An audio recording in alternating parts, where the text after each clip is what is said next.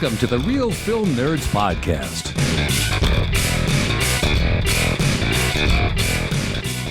Happy New Year, Nerderinos, and welcome to the Real Film Nerds Podcast, the start of almost year number 3, I believe. Mike, is that right? 3. Yeah, that's correct, 2018, man. 2021, yeah. Our 3-year anniversary is coming up next month. Crazy to think about. Crazy. Super crazy, man. Valentine's Day. Yeah. Woo! February 14th. It's official. Go take a look on our Podbean or iTunes or whatever. You can see our very first published episode. It's still up there. I make it available for everybody at all times. So, anyways, welcome back to 2021. Well, not back to 21. Welcome to 21. And welcome back to the Real Film Nerds Podcast. We took last week off because Mike is on vacation number 3. So for those of you keeping track, it resets. So we'll see how many Mike gets in this year. My guess is 7. I don't think I'll be able to get 7, man. Did you look outside? There's still a pandemic. No, I don't look outside. I don't go outside. I am trying to become translucent. So I stay in my house 24/7. Oh, okay. How's it going for you? Oh, well, I like it. It's the bills are higher, that's for sure, especially the internet bill. You know, I hate data caps. Gas and electric bills a little higher because it's cold. You know, that thing, cold, snow. Yeah, Well, at least you don't have tan lines, right? that's true. So, all right, Mike, I guess we'll get on topic. Today we're talking about a movie that everyone has already watched by now because it came out Christmas Day, but we're going to talk about it and review it anyways. So, Mike, for Real Film Nerds, episode number 202. Jeez, that's a lot of pods. We're talking about Wonder Woman 1984, the follow-up to the breakout smash hit starring Gal Gadot. All right, yeah. Yep, we're talking about Wonder Woman. And like Matt said, this is starring Gal Gadot, Chris Pine, Kristen Wiig, Pedro Pascal, Robin Wright. And it is directed by Patty Jenkins and written by Patty Jenkins and Geoff Johns. And this has Wonder Woman rewind to 1980s as the next big screen adventure finds her facing 2 new foes, Max Lord and the Cheetah. Now, Mike, did you say Geoff Jones because it was funny or just because you read it wrong? I think I read it wrong, man. Oh, I don't know if you remember back in the day when we were in Boy Scouts. I know you weren't in it very long, but there was that one kid, his name was Jeff. And he spelled it Geoff, but everybody called him Geoff, and he always got so angry, especially his dad. His dad was one of the Scoutmasters, too. Oh, I don't think I remember that part, but that's yeah. So, Matt, so I said it wrong? How do you say it? It's Jeff. Oh, man, I wouldn't have said that. Okay, yeah, it's Jeff. Geoff. It's Jeff, not Geoff. Oh, Mike. Oh my! Oh man, I knew. I thought I should ask about that one, man, before we did it. But oh well. Anyway, Matt. So let's talk about Wonder Woman 1984. Do we have to? Like, I was really disappointed in this movie. Like, very, very, very disappointed in this movie. Well, that makes 2 of us, Matt. It was quite a bit of a letdown. I guess I'm sure we'll talk about it a little bit more, Matt. But that whole story thing was really not good on this one. It was just odd. Right. The cast did fine. The action sequences are a shining moment. I thought the action sequence, yes, they're very fantastical, but I really liked them. I thought they were really, really good. But the story and the plot, atrocious as being nice. Yeah, I mean, it's so weird to see some. I mean, maybe it's not weird. You know, we've grown up watching, sequels and stuff, and this seems like it just got caught by a rush job maybe to make a sequel. I don't know, man, because it's like everybody who's involved in the first one is in this one, and it's so not good. The first one was like had a good flow to it, was funny. This one's just odd. Like funny parts were in the trailers. It just wasn't. I don't know. Well, and the storyline in the first one was quite good. It wasn't incredible. I really was not a fan of how the original ended, but I would say 90% of the original Wonder Woman I really thoroughly enjoyed, and I thought it was a wonderful sign of things to come for DC. And then they put this out, and this is just, it's bad. You know, I want to say trash, but it's not quite at the level of trash. There's some redeeming points, but it was very bad. It was not a good movie. Yeah, it wasn't good. And, you know, Matt, I think you streamed this over HBO Max, which we'll get into here in a few minutes, but we're going to save that, Matt. I watched this in the theater, and I was like, afterwards, it's a 2.5-hour movie. There was quite a few trailers, like, for movies that it's like, they don't even tell you when they're coming out anymore because they don't know. And I was like, dang, that was not good. Like, I really wanted to watch an awesome movie, you know, like a new action movie, and it was just not good. Yeah, you wanted to celebrate a little bit getting back to the theater. And I mean, we're spoiled with all the streaming stuff now. Everybody knows that. But you spent a good solid probably 3.5 hours of your day just to see this one movie, and it was really bad. Whereas on HBO Max, you just hit pause and walk away. Make something to eat. That's true, Matt. I mean, we had a babysitter. I mean, it's not easy for Mags and I to go watch a movie. And, I mean, there's also the pandemic and all that stuff. But we go through all the rigmarole, get there. You know, I was able to use the soda machine. They had those Coke Freestyle machines, Matt, you know? Oh, yeah. Those ones with all the... Okay, so I know they them had very that, well. and I love those things. it's touchless now. You can do like a URL, and you can do the syrup with your phone. Oh, I haven't seen that. Interesting. Yeah, like they have a little QR code, and that gives you access to that machine, but only gives you access to that machine for like a few, like 30 seconds, and then it cuts off, and then you have to like reconnect. Because, you know, I don't think they want you to be able to control the machine forever. Well, yeah, they don't want you making someone else's drink and screwing it up. Yeah, but so you can hit the syrups and different things, so it's touchless.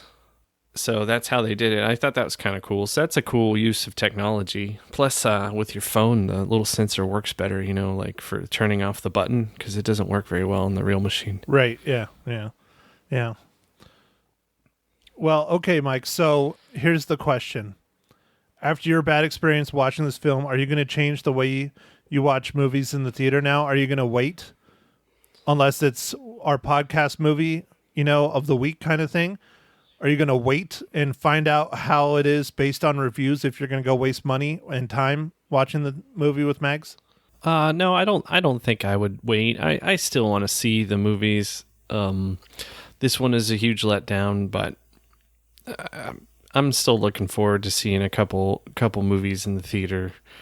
I mean, I'd love. I mean, who knows what it's going to be like, but I'd love to see the new Top Gun.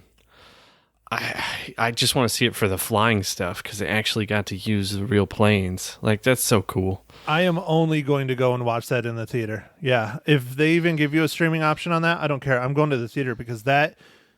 I mean, that's an experience. That's an experience film, and I really am looking forward to that.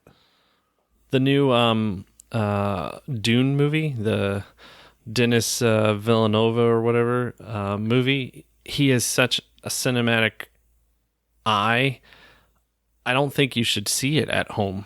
I think you need to see it in the theater. Like, it's meant to be experienced. Okay, well, what if it's another something like this, where it's Wonder Woman 1984? At least it'll look pretty. Okay. All right. Because, yeah, I won't lie, dude. I didn't go to the theater to watch this. I watched it on HBO Max, and I wanted to go see it in the theater, but I decided against it because our numbers, not to go all COVID-y, but our numbers here in Arizona, specifically Prescott, Phoenix, are out of control. I mean, they're really, really out of control. We've had, I think, 3 or 4 prominent Prescottonians that I know personally. One of them was fairly young, in his 40s, die of it this week. And I don't want to be a scaredy cat and all that shit, even though everybody at work calls me that and everybody calls me out on it. But if I get it, I don't know if I'm going to do well because of all my shit. So I'm just kind of being cautious. I'm not being super cautious, but I'm being cautious. And so I opted to watch it at home. And if it was good, I might have gone to the theaters, but I'm glad I didn't, because I made the right choice. It was not worth going and paying money to see this in the theater. Now, Matt, I'm going to ask you a question. Because you streamed it at home, did you pause it? I think once or twice to answer the phone because of work. All right, that's a valid excuse. Yeah. Well, and this was one thing that sucks because of my new chosen career. If I get a phone call in a movie, I need to get up and walk out. I got you. It's important when you get the callbacks. I got it. Yep. Yeah, I don't want to brag or boast or anything, and I don't want to jinx it either, but I have I've only been doing this for a few months now, and I already have $1 million buyer. And I wrote a contract for $1 million house. So that's pretty impressive. And he was a phone call. Luckily, it's someone I actually do know, like somewhat personally. But it still was a phone call that came in out of nowhere. Well, Matt, that is very exciting. That's great. That's great. Good news, Matt. That's good. Yeah. So anyways, I don't want to talk too much about work, but I'm just saying that's kind of the world I'm in now. So if I get a phone call, I have to take it, which sucks when it comes to movies or dinners or dates or anything like that. I try to put limits, but it is nature of the beast. So, all right, Mike. Well, I think we've done quite a bit without spoiling it. The acting, we can just recap real quick. The acting was fine. I think everyone did well. Kristen Wiig, Chris Pine, Gal Gadot, Pedro Pascal. I think they did fine. I wasn't super huge of Pedro Pascal's character. I don't know if I really liked him, but what Pedro did with him was fine. I thought he did okay. The scenes and the sets look great. The CGI, for the most part, was very good, except for the end. And we can discuss that in spoilers. The thing that kills this movie, which is the most important thing, is the story and the plot. Oh yeah, man, the story. Oof. Yeah, I agree with you, man. This, I wanted it to be really great, and I was, this did re-energize the DC universe, I thought, and put it in a good direction. It seemed like they'd righted the ship, and then they released this. It's kind of like Batman versus Superman kind of thing. Wonder Woman came out and kind of revitalized the whole thing, and Batman versus Superman was just so bad. I don't know. It doesn't seem like DC makes a mediocre movie. They make a pretty good movie, or they make a really bad one. It's not really in the middle. Yeah, I'm not sure. I don't know. It's so different when you look at the DC cinematic universe compared to the Marvel cinematic universe. And I guess it's maybe because they don't have a Kevin Feige or whatever. It's possible. They don't have an overseer. Right. Like, who's just completely making sure that all the stories and everything makes sense. And there's not some cohesive, like, overarching puppet master, I guess, to... But Mike, not to keep comparing it to our namesake of MCU, but even a bad Marvel Cinematic Universe movie is still a pretty decent movie that's coherent and makes sense. The first one that comes to mind for me as probably the worst Marvel Cinematic movie, I think we've talked about it before, but is Thor Dark World. I thought that movie was just not good at all. But I would say it's better than Wonder Woman 1984. Yeah, you're right. Yeah, I think Thor would be on my top list of some of the worst. But like, you're right, the MCU movies really haven't been. They're very consistent. and for the most part, really good. There's a couple that have maybe not so great, but man, standing on their own, like they're just all really good movies. I mean, it's kind of amazing. It's an amazing testament to all the people that have been involved and all those different directors and actors. I mean, it's amazing. I 100% agree. I mean, they have movies that the worst, again, I'm thinking is probably Thor Dark World. And that's not, I mean, I would give it a low score, but it's not awful. It's not horrible. Batman versus Superman was god awful. I mean, it was really bad. But even a bad MCU movie, I would still put it the level of average. You know, like Ant-Man, I liked Ant-Man a lot, both of them. I thought they were pretty good, but I wouldn't say they're the MCU's best movies, but I enjoyed them. I can say without a doubt, there are DC movies I do not enjoy. Yeah, that's for sure. Yeah, I liked Ant-Man because it was a little bit lighter. Like the first one is just a lot, like the mood was just lighter, and like some of the comedy in that was a little bit different.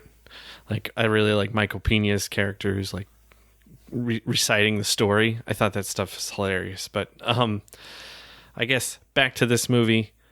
Yeah, you're right, Matt. Like I liked Aquaman a lot. That was fun. Didn't take itself seriously at all, but it was fun. Right, and that's why it was successful. You had Wonder Woman and Aquaman like back to back, and it was like, oh man, DC is turning this shit around. This is going to be a contender. And then this comes out? Oh, dude. Yeah. Anyways, we need to get to our spoilers, Mike. We need to, because I'm having a hard time spoiling it. So you need to do your job. We do. Do you remember your job? Yes. I know it's been like 2 weeks, but do you remember your job? Oh, yeah. This new year, I just completely brain gone. Anyway, Matt, I need to ask you, what are you drinking?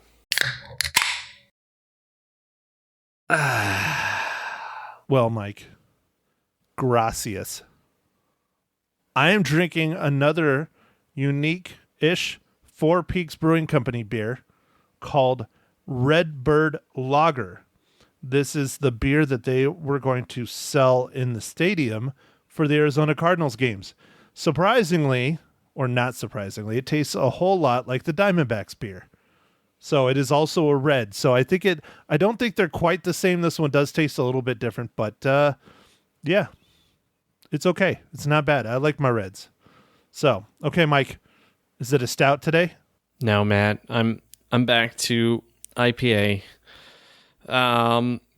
So this time around, I'm drinking a Stone Delicious IPA. It's their gluten-reduced beer. Wow. So, okay. I'm not sure where to go with that. I don't know. So you don't have to go anywhere. Okay, good. I will just roll right into the MCU, which is full of gluten. No, I don't know. Yeah, for sure. Full of gluten. Well, they did get falafels at the end of Avengers, so I doubt those were gluten free. You're right, man. Good job. Woo! All right, I made a segue, barely. Okay, Mike, so how does DC's 1984 Wonder Woman, or Wonder Woman 1984, there we go, relate to the Marvel Cinematic Universe?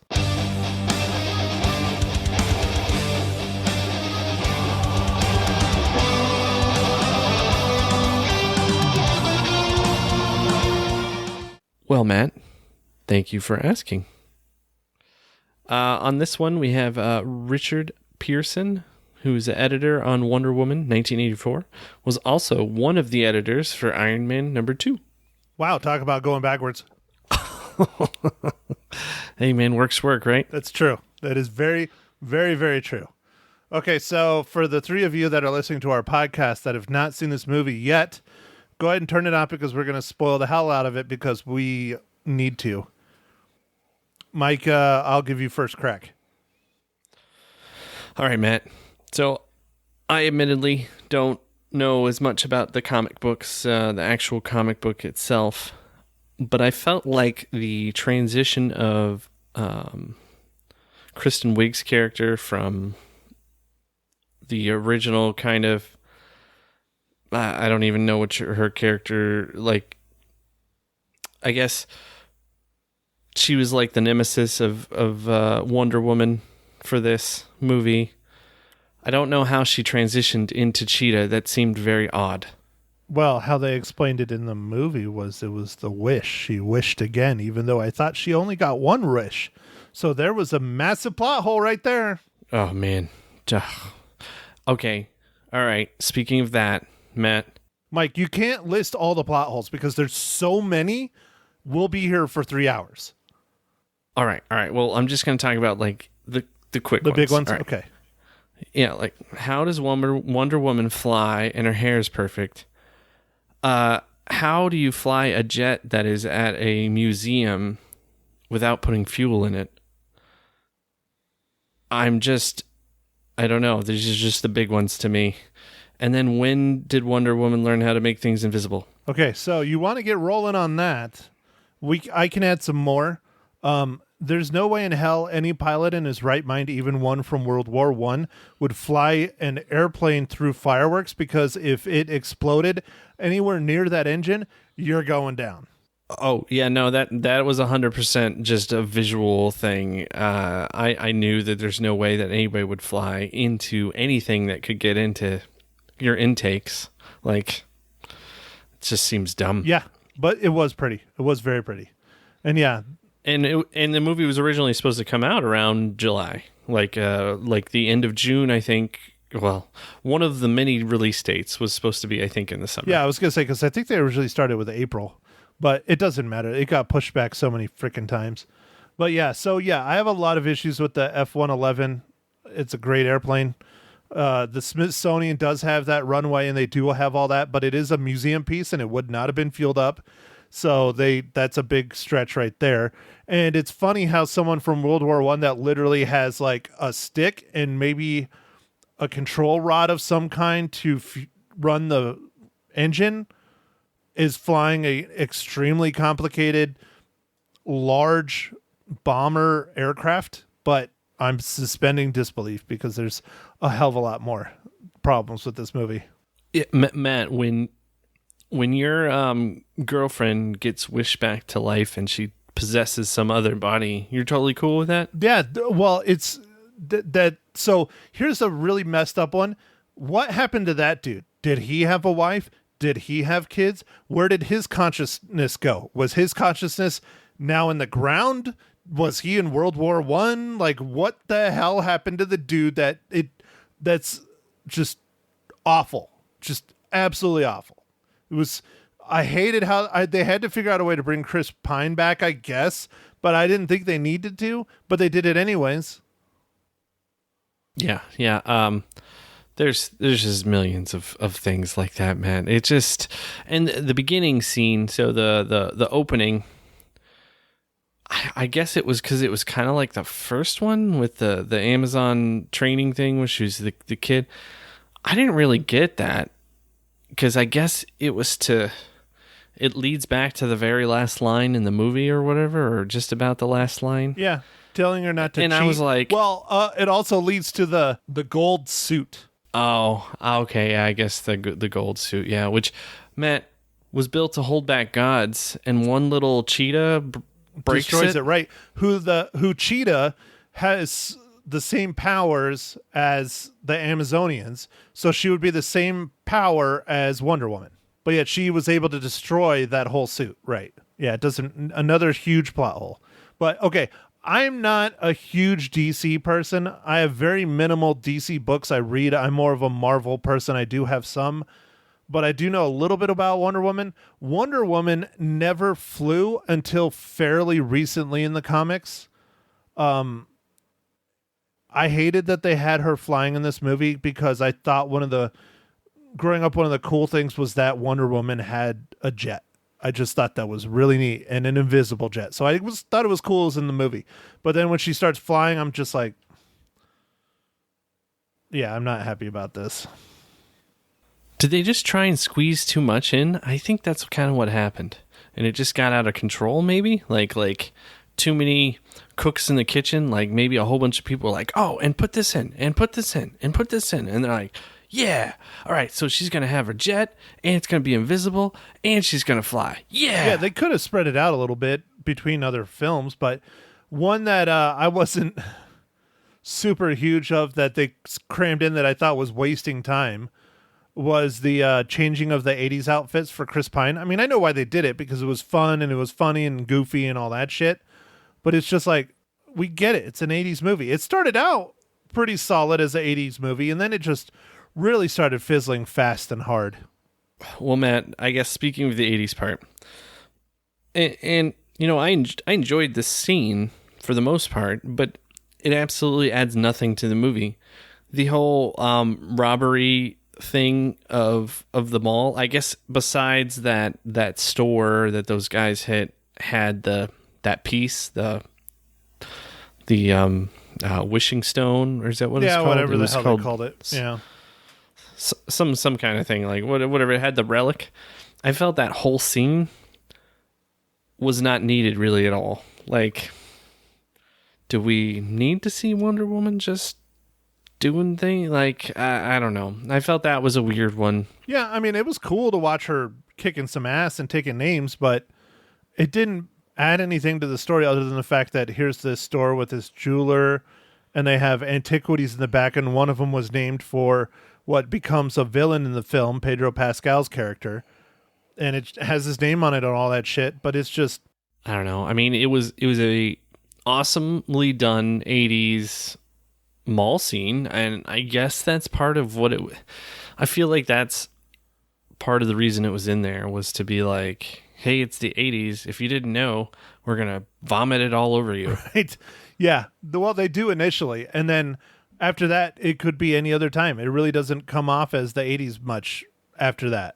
I mean, they were pretty good about. I don't think I saw any. The cars were all 80s cars, and that was kind of cool. Yeah, but wasn't. There's not a lot of movies that do that. Yeah, there wasn't a whole lot of just like, okay, it's the 80s, you know, where like Stranger Things, you know, that whole mall scene right. and all that stuff really came off as like Stranger Things, and then not so much anymore. Yeah, and they even have a mall scene in season 3. Yeah, they do. Right, exactly. And then not so much anymore as it starts going along. It starts fizzling it to me. But anyways, it's just, it could have been so much better. And the instant they said it's a wishing movie, and then it really just kind of destroys the whole plot, because then you know anything and everything can happen. Yeah, and I mean, I guess it kind of did. Another thing, Matt, I guess speaking about things, what did Pedro Pascal's or Max Lord's character's son wish for him at first? I thought he wished for him to be good or whatever, and I'm like, how did that... Like, how did it get worse? For him to be good. I think it was for him to be like famous and powerful or something like that. Because that's what Pedro Pascal said to his son. And he basically just said, "Yeah, Dad, I want that." Yeah, I don't know. I felt like it was weird, man. I don't know. And then some of the scene, like I guess it kind of added to the plot, but I don't think it needed to be there. But like some of that stuff where they went over to Egypt and were trying to do the deal with the oil guy. I mean, I felt like that was kind of a waste of plot, like, and just energy. I don't think they needed any of that. We got the point, you know, like if he would have just skipped over to the part where he went to the president, it would have been fine. You know, we would have followed along. Like, it just seemed like there's just kind of a lot of weird, disconjointed things going on in this. Well, and then the wall going up around like the territory and all that stuff immediately, and everybody's like, oh. And then it turns into everybody wishes for stuff. And then that really, really starts falling apart, like really bad when they all start doing that. Like, here's just one glaring example of several of the side characters, or not even side characters, just kind of like background characters. Like the one lady that's like waiting on tables that wishes for the guy to die, and he starts having a heart attack like on the spot. It's just the plot holes are just, they get like worse. Like the farther the movie goes along, they get worse. And then, like I said towards the beginning of the pod, is the CGI was great except for the very last scene. That fight scene between Wonder Woman and Cheetah the CGI was really bad. It was, dude. And it was lame. Like, I didn't want to see a CGI fight. Like, I mean, even the one I didn't like, I guess if I had to compare it to a recent CGI fight that I saw, it would have been Venom, MCU movie. And that wasn't the greatest either, but at least it kind of like made sense and like it wasn't so dark and weird. Like this one, I couldn't really. It just seemed kind of choppy and seemed to add nothing to the movie. Absolutely, I think they realized how bad the CGI was and just made it at night. Gotcha. But Mike, you need to bite your tongue because Venom is not an MCU movie. Oh yes, my bad, Matt. You're right. It's not an MCU movie, but it is a Marvel thing. Yes. But it is not part of the Marvel Cinematic I don't know what they have called it yet, but Sony basically has the rights to all the Spider-Man world stuff, with Spider-Man on loan to the MCU for a lot of things. And so I think they're starting to call it like their own Sony's, like, I don't want to say Spider-Verse, but Spider Cinematic Universe or something. I don't know. They haven't named it yet because they have a whole hell of a lot of Sony-based Spider-Man villains and hero movies coming out down the road. Well, anyway, man, that's just a recent kind of all CGI fight that I kind of remember, and at least that one's more entertaining and you can follow what's going on. This one was just strange and seemed rushed, and apparently this Cheetah character is very beloved and hasn't shown up in any other like movies except some of the cartoons. And I feel like just got ruined, like the debut or whatever of it. I don't know. Well, and the nice thing is that people aren't holding Kristen Wiig accountable for it because it wasn't Kristen Wiig's fault. She did the best she could. I thought she did fine as Cheetah. I think how Cheetah was written, how she was brought into the world, I thought the fight scenes, all that stuff were awful. And that's no fault of hers. Yeah. And then I guess we can circle back around to this, Matt, but this is the first movie in what is going to be plenty of movies coming out on streaming and the theater at the same time. And according to Warner Brothers, they already greenlit the next Wonder Woman movie, and I don't know exactly why. I don't know, because the box office has taken a massive, massive dive this week or this weekend versus opening weekend, Christmas. Massive. Something like it dropped something like 80% Wonder Woman's ticket sales. Yes, it dropped real bad. Real bad. And I know why. I mean, it's not the same caliber as the last Wonder Woman movie, which was excellent. Great movie. And all of us went into it hoping it was going to be at least that level, maybe a little below, but not what we got. And I think that's why it's reflecting the way it is. Yeah, Matt, do you think this move, though, to do the streaming is going to... I mean, I just don't see how it can't. It's going to hurt the theater sales, right? Like, it has to. I don't know how it's not going to, unless the movies they put out are crap and they realize that. You know, maybe they realized Wonder Woman 1984 is really bad and they're like, we might as well just dump it on the world for everyone. Or do you think they're going to start doing maybe like what Disney does? But they claim they're not going to, where Disney, you remember Disney dumped Mulan on Disney Plus real fast, but they gave an upcharge of what, $20 or $30 to rent it, something like that. I believe it was $20 until a certain amount of time elapsed, and then I think in December, if you still wanted to watch it, I think now if you wanted to watch it, you can watch it on Disney Plus without any extra cost. Right? Yeah, it is not costing anything now, but I'm wondering if they're going to do something like that. But again, if the movies that they're going to be releasing here in this next year are terrible, maybe it's a way of them being able to get them out and drive subscribers to HBO Max without investing and putting in theaters. I don't know. That might be a stretch. I'm not sure what's going to happen. I mean, it's kind of neat for people that they could, you can have the opportunity to watch a movie at the same day it came out in the theaters to watch it at home. But at the same time, you could be being robbed of a more, I don't know, engrossing experience. Like if we're at home, you can pause it.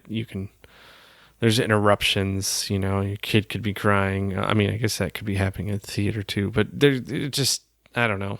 I just feel like we're losing something, and I don't know if the theaters are going to make it, man. It is not looking good. Like, honestly, think things aren't really going to get back to normal until maybe 2022, and even that normal might not be what the old normal was. Yeah, well, I don't want to talk too much about the COVID stuff because we've done a lot fairly recently, but it's hard not to. I mean, here we are almost a year in, still talking about it, still affecting our daily lives, still people dying, all that shit. It's just this new normal of staying home and locked up is just, it's not a whole lot of fun. I don't know, Mike. I hate to see theaters eat shit, but it's kind of what's happening, and it sucks. It sucks real bad. We've been talking about it all year. Are the theaters going to make it? Are people going to go back? When they started opening up, people didn't go back. Wonder Woman brought a lot of people back. Tenet was supposed to bring a lot of people back, and I don't think it's bringing back the numbers the studios want to see. I only think at this point, like a MCU movie might be able to bring the numbers to the level that people would like. Even then it'll still be muted. Like if they release Black Widow tomorrow in theaters, I think it would drive quite a bit. It would have the biggest to date numbers, but I still think because the amount of screens that can even show movies, it's like, I think 60% of the screens are closed or something. So it's not like, it's a very muted, like what could be even shown, and then of those 60% of screens, whatever the region has for COVID regulations, like maybe they can only fill the house to like 40%, 45%. So it's like, there's no way that they could be successful the way that they were before in the first week or two. But I think a movie like a huge blockbuster type movie like that could bring the people out. But I don't know. Time will tell. Only time will tell, Mike. Maybe another Star Wars movie. A Star Wars movie could do it, man. Of course. Yeah. And you had to throw that little there. I saw your little eyebrow. Only if it's a good Star Wars movie. None of the crap we've been dealt recently. But make it a Mandalorian movie. There we go. All right. Or what if they just had a Mandalorian marathon at the theater, like all like season 1? Boom. I'd sign up for it. I'll go. I'll catch the vid for it. It'd be worth dying. Mandalorian's that good. Wow. All right. Jon Favreau, if you're listening. I love you, John. All right, Mike. So I think we're petering out, and we're definitely way off topic, but not off topic because it is very valid, especially since this is the really kind of the big first one. I mean, there's movies that were supposed to come out in the theaters that have been released on streaming all year, but this is the first free one with a service you already pay for. Yeah, it's changed. Yeah, service you pay for, and it's at the same time that it came out at the theater. So like, I think some of those other ones that were released, you could do video on demand. They were like rentals, like the windowing stuff that we talked about before was somewhat intact. This time, it's like they shattered the window. There is no window. You can watch it at the same time. And you can't really compare it, because I know what people are going to say. You can't really compare it to Netflix, because Netflix, they know what they are. They know they're not going to put movies in the theater unless they want to win awards with it. And so that's how they film and make their money and do their movies. They know it's not a theater movie. So Warner Brothers going the other way, I don't know, man. I don't know. Only time will tell. But yeah, I don't know. I don't think theaters will ever go completely away. I just don't think it'll be like how it's been. It might become very niche or expensive. That's what I'm worried about, man. I'm worried about, you have to go to the like specialty theater because that's the only theater, and like they just stop becoming commonplace. That's what I'm worried And about. instead of it being like hell, even $10 or $12 to go see a movie, it'll be $25 a person. It could come to that, and it kind of looks like things are going that way, especially after all the theaters did all these upgrades just recently in I'd say in the last 5 years or so. A lot of theaters spent a ton of money upgrading to like the reclining seats and just trying to make things even nicer to get more people to come out. And now they're just going to be left with all these loans and no way to pay them. Anyways, I don't know. It's so sad to talk about, but it's a fact. It's what's coming most likely. So, all right, Mike. Okay, real time. Oh, yes. Man, I'm going to give this one 2.5 reels, Matt. Wow, Mike. Wow. You are being very kind today, sir. Very, very kind. 2.5. Wow. What did you give it, Matt? 1? No. Like I said, the acting was fine, and I liked the action sequences for the most part. I give it a 2. Wow, this is a strange day. This is a strange day. Take note, people. Episode 202. Matt was harsher than Mike. Hey, I've done it before. Mike. Multiple times. I think maybe this is my new leaf. Turning over a new leaf for 2021. I'm going to be the mean one. You're going to be the nice one. Okay, well, we'll see what happens, man. I don't know if I can hold up to that, but I'll try. Okay, Mike. So I picked our movie for next week. I'm excited about this one. Have you watched the trailer on this one yet, Michael? Oh yeah, man! It looks like it looks like a roller coaster of emotions, but it looks awesome, Matt. I think this one's going to be really cool. And what streaming service is this on? This is an Amazon Prime original. So basically, what happened? Someone else probably made it and they bought it. It stars an actor that I really like. I think his acting is really awesome, but as a person, he's kind of a hot mess. Riz Ahmed. Do you know Riz Ahmed, Mike?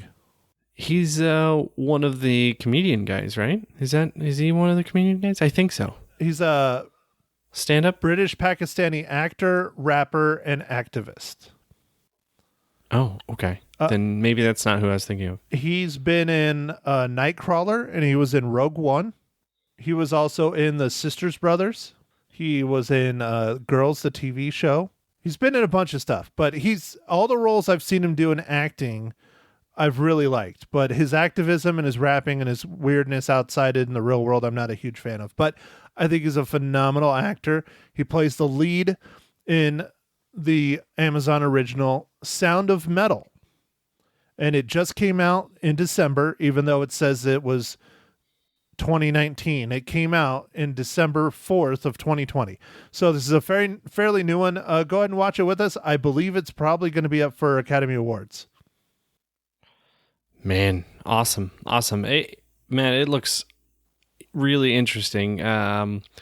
It seems like it's about it is about a drummer in a band who starts losing his hearing and what that does to him. Like, man, talk about losing your identity. Woo. Right. It's his passion. It's his livelihood. It's how he exists. And he loses his hearing. And he goes to a school to try and cope and deal with what his new life is going to be. And so I'm excited. I think it looks good. I think it looks really, really good. And I think it'll be a surprise, like a bunch of Amazon movies we've watched this year so far. They've all been pretty good surprises. One of your picks, Vast of Night. Oh man, I really enjoyed that movie, man. It was kind of creepy at the end. That movie was fun to me. I really liked watching that one. I think Vast of Night might be up for some awards too. I don't know. It is the start of award season. Screeners are starting to be mailed out. So. Oh yeah, yeah. I mean, are they going to have a Zoom Oscars? Who knows? What did they do last year? They did something like that. I don't remember. No, Matt. Well, because did the Oscars happen right before it really hit hard? Before it hit hard, but it was starting to hit. And they did something. They did a more social distanced. No, you know what it was? It was the second time they did no hosting again. That's what they did. Yeah. Because it's in February usually, right? Yeah. It's February or March, something like that. Yeah, and things really got bad here in March. I mean, for whatever reason, the date that stands out in my mind is March 17th. But I feel like they just really didn't want people out socializing for St. Patrick's Day. Well, they just don't like the Irish, Mike.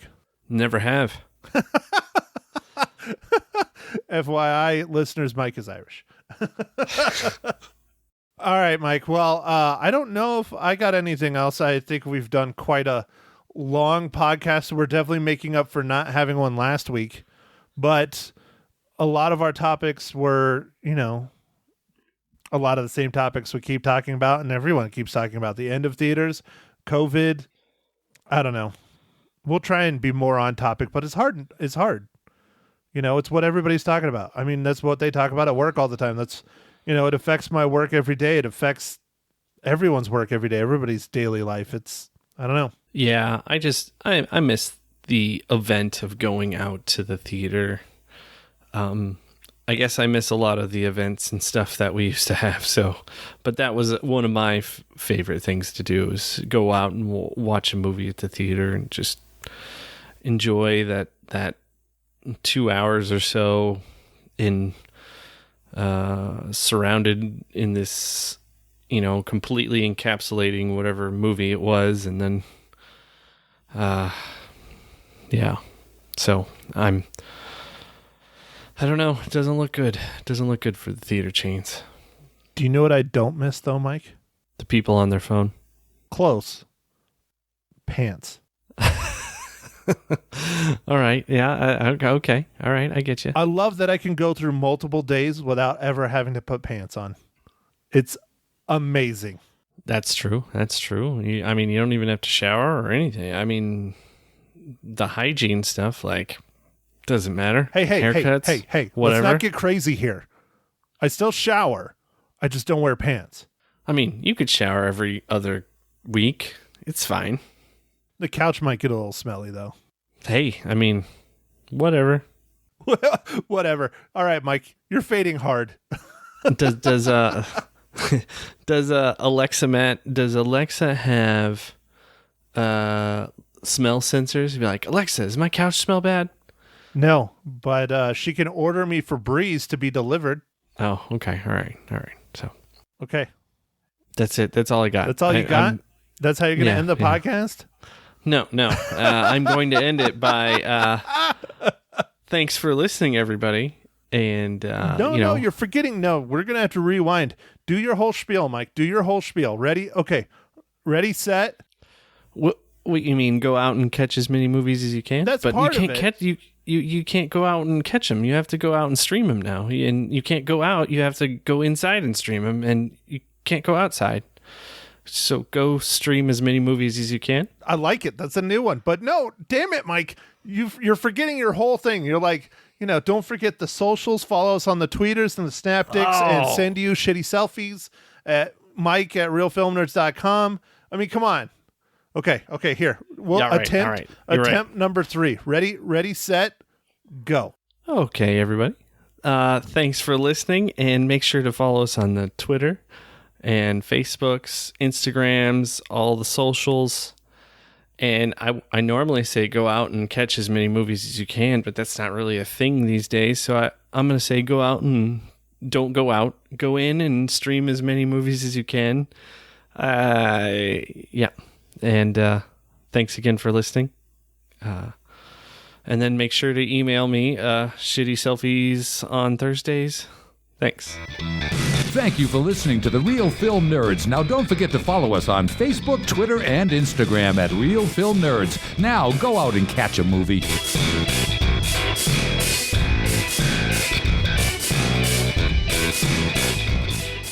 Good morning, Matthew Henshaw from the Real Film Nerds podcast. How you doing? Happy New Year, Miss Lisa Magic, live and local I got it in the wrong order. Oh, well. Hey, it works for me. I just read off my caller ID. I'm just showing off. That's all. I was going to say that new Christmas gift is still working well, I guess. Man, it's the gift that keeps on giving. How you doing, Matt? Happy New Year.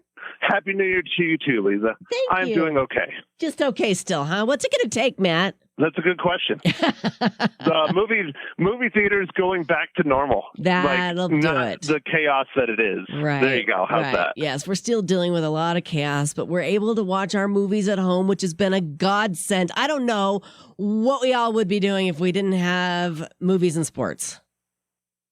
That's one thing we should be thankful for is that the internet and movies and sports. Because imagine if this would have happened in like the 90s, we would have really been in trouble.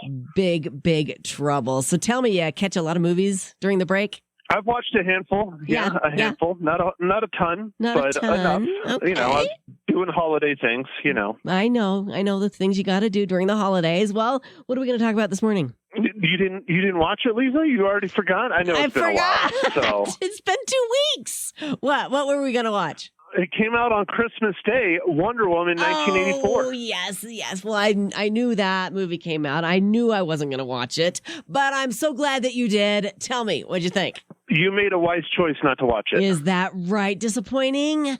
Extremely disappointing. Oh, no, because the first one was so good, right? Right. Yeah. And it's the exact same, mostly the exact same cast, mostly the exact same writing staff and director and everything. And this second one was really not good. And that's putting it nice. Wow. How many reels are you going to give it? I'm scared to ask. I give it 2 out of 5. 2 out of 5? I don't know if you've ever given a new movie 2 before. I have. I've given one that actually was below a 2. Oh. It's been a little while, but was Mortal Engines.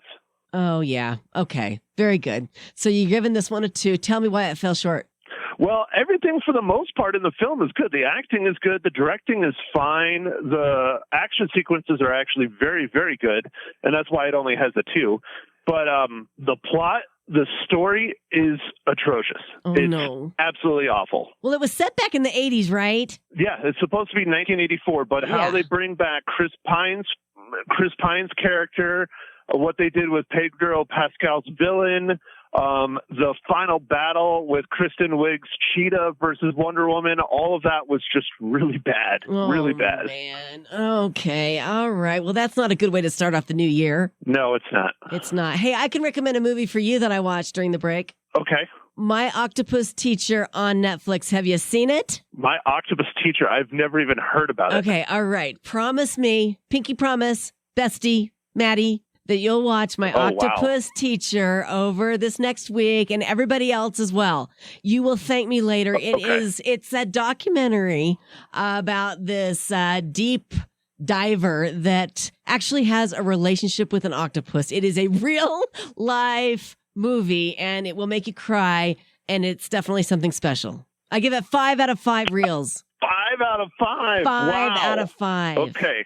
So good that I have watched it. I've watched it twice, and you know me, I never watch movies twice. I'm one and done always. I'm lucky if you watch it once.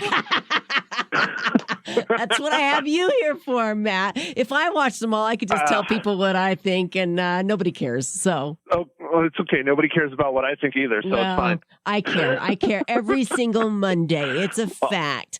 I have heard about My Octopus Teacher. I just need to sit down and watch it. I heard it is really good. Really good. Yeah, so. It is terrific. It's a really great film. You guys check out Matt's podcast. It's called The Real Film Nerds. You can get it on every podcast platform there is, right, Matt? Yes, but you have to do me a favor and watch my movie for next week. Okay, all right. You're not done yet. What are we watching? You might like it. I'll be quick. Quick. It's on Amazon. It's called The Sound of Metal. The Sound of Metal. What's it about? It stars Riz Ahmed. It is a heavy metal drummer's life is thrown into free fall when he begins to lose his hearing. Oh, man, that's my biggest nightmare. One of them. I have several. All right, I'll watch it. I'll pinky promise, and we will have a great conversation next Monday on what station? The one, the only, Magic 99.1. You nailed it.